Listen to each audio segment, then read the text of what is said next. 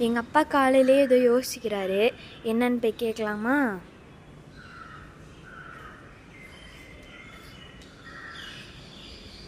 அப்பா, என்னப்பா காலையிலே எது யோசிக்கிற? வேற ஒன்றும் இல்லைப்பா.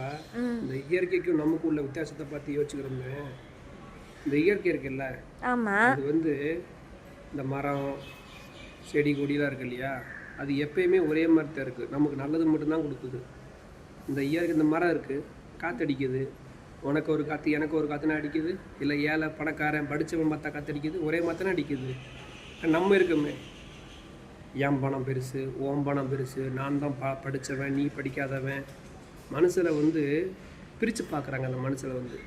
ஆனால் இயற்கை அப்படி பார்க்குறதே கிடையாது. எப்பயும் ஒரே மாதிரி தான் பார்க்குறது. இந்த மரம் இன்னும் இடம் விட்டு இடம் மாறினாலும் அதோட குணம் என்னென்னா ஒரே தான், காற்றடிக்கிற மட்டும்தான் குணம். என்னைக்கா இயற்கை மாறி இடம் குணம் மாதிரி இருக்க பார்த்துருக்கியா? மாறாது. ஆனால் நம்ம அப்படி கிடையாது. மரம் சின்ன வயசுல இருந்தாலும் ஒரே குணம் தான், பெரிய மரமாக வளர்ந்தாலும் ஒரே குணம் தான். ஆனால் நம்ம அப்படி கிடையாது. நம்ம இப்போ சின்ன வயசில் ஒரு கோணம், வளர்ந்தா ஒரு கோணம், படித்தா ஒரு கோணம், பணம் வந்தால் ஒரு கோணம். ஏன் இந்த மனசு இப்படி இருக்காங்க? எல்லாம் சொல்கிறாங்க நாங்கள் இன்னும் 50 வருஷம் முன்னோக்கி போய்க்கிருக்கணும். கிடையாது. மக்கள் எல்லாம் பின்னோக்கி தான் போயிருக்காங்க. இயற்கையை தான் முன்னோக்கி போய்க்கிருக்க தவிர நம்ம இல்லை. அதை தான் யோசிச்சுக்கிட்டு இருந்தேன்.